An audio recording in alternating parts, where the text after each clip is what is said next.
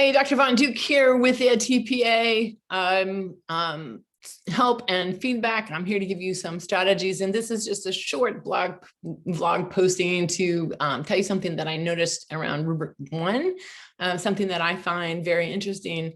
That you are advised to look at the rubric. So if you've picked up the handbook for the special education at TPA, you are advised to look at that handbook and use the rubric scoring sheets to know how to write your commentary. So what I've noticed, and you'll see in my quick and dirty rubric 1, I explain this in a little bit more detail, and definitely in my course, also linked below, I go into far more detail about rubric 1 and some strategies around it. But I just want to point out in this quick vlog posting that in task 1, your planning commentary, question 1, which is that is the question that's used to score rubric 1 in your overall score. And all first questions in all tasks are very foundational to the rest of the task. And I just want to note that there's a discrepancy between what's asked for on the commentary and what you will see in the rubric. So the commentary, let me just see if I can get a good picture of it. The commentary, the rubric here, let's just say here, and I'll pull this up better. Okay, so the rubric says here, sorry, that to score to level 4, you have to show that your IEP or overall learning goal is aligned with your aspects of your lesson, whether it's your objectives, your supports, tasks, and so forth. And it says they are consistently aligned with each other. So note there that the rubric says are, and it doesn't ask for how. However, the commentary question 1B asks you, explain how. So the reviewer, and even though it might be really obvious, so for instance, supposing your learning goal is to teach your student simple addition, right? Well, you're not going to give them a worksheet that asks them to pick out nouns, right? That wouldn't be alignment, that would be non-alignment. So you might see a worksheet with simple addition problems and you think that's obvious. And if you look at the rubric, it says, are they consistently aligned? Yep, it's consistently aligned. And you might think you're done. But the reviewer is looking for that how, that explanation that they ask for in the commentary. And if they don't see it, even if it's obvious to them that there's alignment, they cannot give you that score.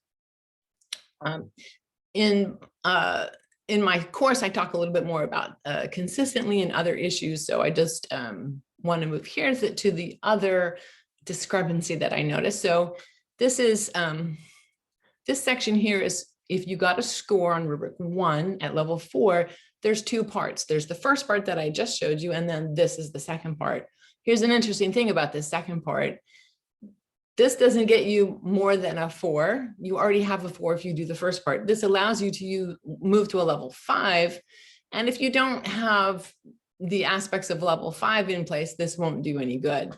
The problem is that level 4 is the same thing as level 3. The reviewer would look for more of, right? So more consistency. I recommend that you also do this part because it solidifies your chance of getting a level 4. So the discrepancy I want you to note is, again, here it asks if your materials and plan supports are logically sequenced, are. And again, you might look at your lesson sequence and go, the logic is evident there. I'm building a skill. We start with simple numbers and we go to more complex numbers and then word problems, whatever. It may be very obvious to you and you're like, that would be obvious to anybody who's ever taught. But the 1D question asks you to describe how this sequence is logical. And again, the reviewer cannot score you that you've achieved this if you don't describe how. It's not enough that they are.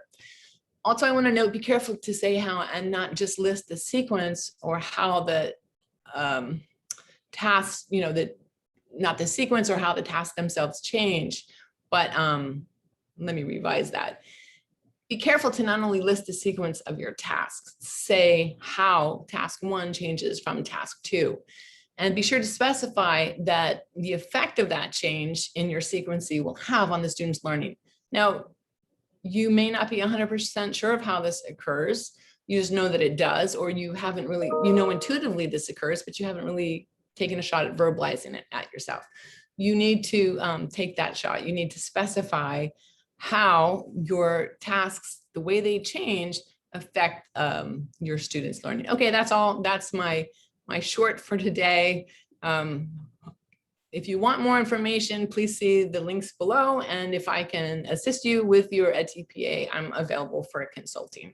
And I'll look to see you around in the next vlog or quick and dirty post.